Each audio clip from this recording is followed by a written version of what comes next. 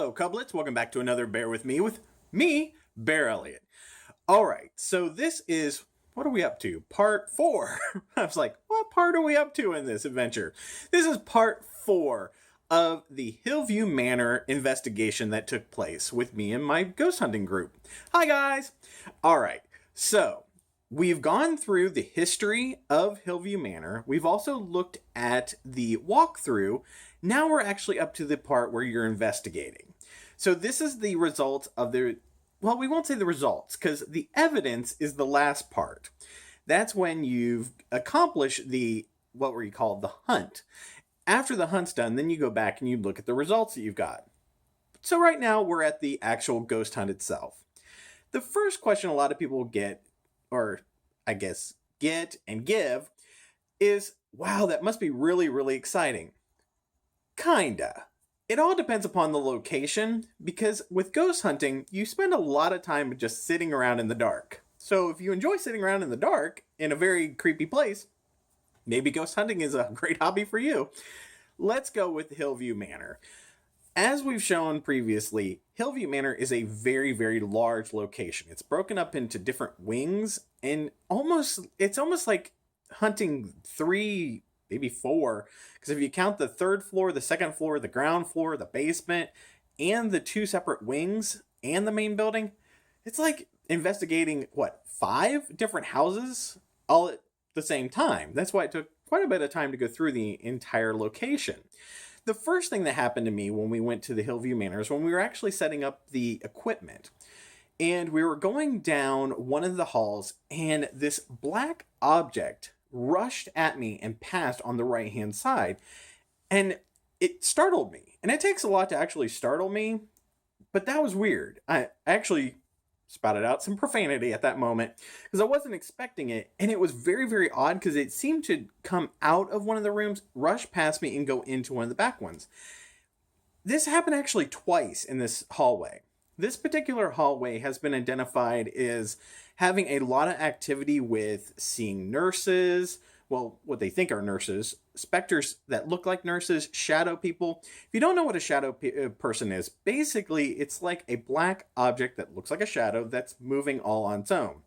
It seems to have its own physics when it comes to normal shadows. That's what we call shadow people. Some people think that these shadow people are different entities altogether. Some people think they're actually paranormal ghosts. It's hard to really say what exactly a shadow person is because no one's actually sat down and spoken with a shadow person. But the shadow object rushed past me. I could see it in my right eye in the corner vision. That happened twice in this particular hallway. It's also the same hallway where the tour guides had identified one that when they were walking down the hallway, one called it a gargoyle, the other one called it a demon. Who really knows? Another person said it may have been a protective Indian spirit. It's hard to really say what exactly it is, but it is strange that that same entity or whatever it was, I interacted with it twice.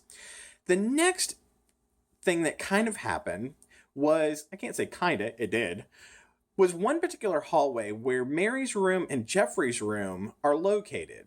This hallway is also where there's this like filing cabinet room, a lot of noises. And I've recently started reviewing the EVPs, and I got a lot of EVPs. You can hear people walking around. You can hear things moving around, creaks. Now, this is an old building, so there is likelihood as the sun is setting and the temperature is changing that the building is setting. But these are kind of weird. These aren't like your normal creaks and settling sounds. These are actually, like, it sounds like footsteps. The interesting enough, we came back. I went down that hallway 3 separate occasions and heard the same thing 3 different times. The last time was the most active. Now, this was about 3 a.m. in the morning. 3 a.m. in ghost hunting terms is kind of like the prime hour. A lot of paranormal activity happens around that 3 a.m. time period. Now, there's a couple different theories in regards to 3 a.m. Some people think it's in regards to the Trinity of Christianity belief. That's when people are most powerful when they're passed over. It could be phases of the moon. Who knows? But 3 a.m. seems to be the prime hunting time. Me and Rob, who is the leader of our particular group, he and I were in this area. And it was so weird because this happened repeatedly. So we'd hear like somebody walking, like step, step, step, pause, step, step, step, pause, step, step, step, step, pause. And it sounded like sneakers on linoleum. It sounded very distinctive.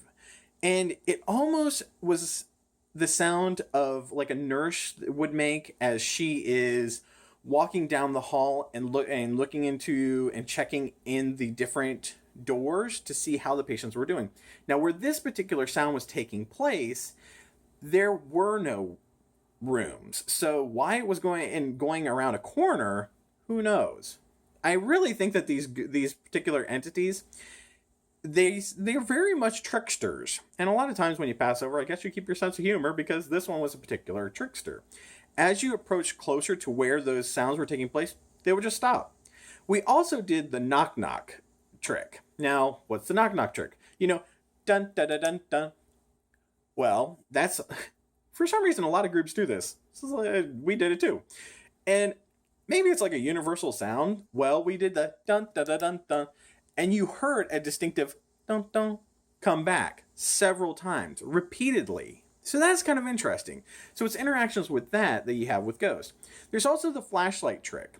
Now, the belief is that because spirits reside on an energy platform or an energy level, alternate universe, who knows, they are able to interact with electronics. It happens a lot on ghost hunting. Your batteries will be drained, cameras will malfunction. That's why you'll find them appearing oftentimes in photos. And with the digital age, we seem to get a lot more paranormal activity in photography because it's a digital format. It's a possibility. Everything is up for interpretation when it comes to ghost hunting. Well, there's the flashlight trick. You lay down the flashlight, or you set it down in an area, and you ask the entity to interact with that. This happened a lot at Hill View Manor, where you would ask the entity, could you lower the light? Could you make it brighter? Could you move it? That kind of thing. That was happening a lot on the different floors. So this floor was the second floor. Then there's the third floor. The third floor was kind of an interesting location because that's where the men's ward were. And two of the entities, Jules and Jimmy, I keep on wanting to call him James, but it's Jules and Jimmy, that's where they kind of reside. There's also another entity in another room that died of a suicide that may have been actually a murder. One of our sensitives on the group thinks that maybe Jules and Jimmy may have had something to do with the death of that particular individual. Who knows? There's no real proof of that. Well, that particular hall, you do feel very heavy. And we had a lady in the group, and she did not feel comfortable on that floor at all. And you did feel like this feeling of, maybe we shouldn't be up here. Very strange floor. The weirdest experience was down in the basement, the boiler room. Now, boiler rooms in themselves are kind of weird. This particular entity down in this boiler room, he's a big Steelers fan. We had several Browns fans on our team. Well, we were sitting there in the dark. How many people say that they spent their weekend sitting in a dark, haunted boiler room? Me and 9 other people. So we were sitting down there. We were trying to interact with the entity.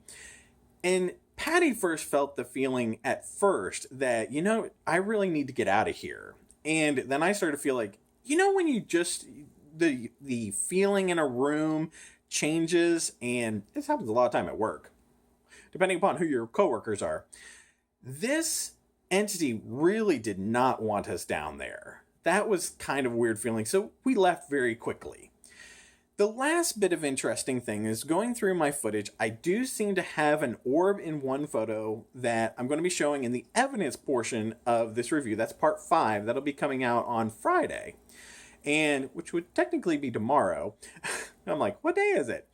And also, I want to also take a look at the EVPs. I'm still going through that. I have about 5 hours of EVPs that I'm going through because I record a lot. And that wasn't a ghost that you just heard. That was just me getting a text message. So these are some of the results that in ghost hunting. We went through all the different areas that the tour guides had told us about. And it was very, very interesting. I was expecting a little bit more activity to be in your face, not like that ghost running past me or whatever that shadow person was, because they have seen full body apparitions. No full body apparitions were seen on our hunt, which the night before they said was extremely active with another group. So who knows? Maybe they were just tired. Maybe they were done. They were like, we're done trying to entertain the humans. Or I guess they're still humans. The live people? The breathing. So this is what the ghost hunt entailed. These were some of the results I have. It's a fun hobby. So now, next up is let's look at the evidence. So stay tuned. That evidence is going to be coming up. We're going to take a look at that on part 5. So I hope everyone is having a ghostly good time and aren't dead after this series. And until next time, bye, cublets! Boo!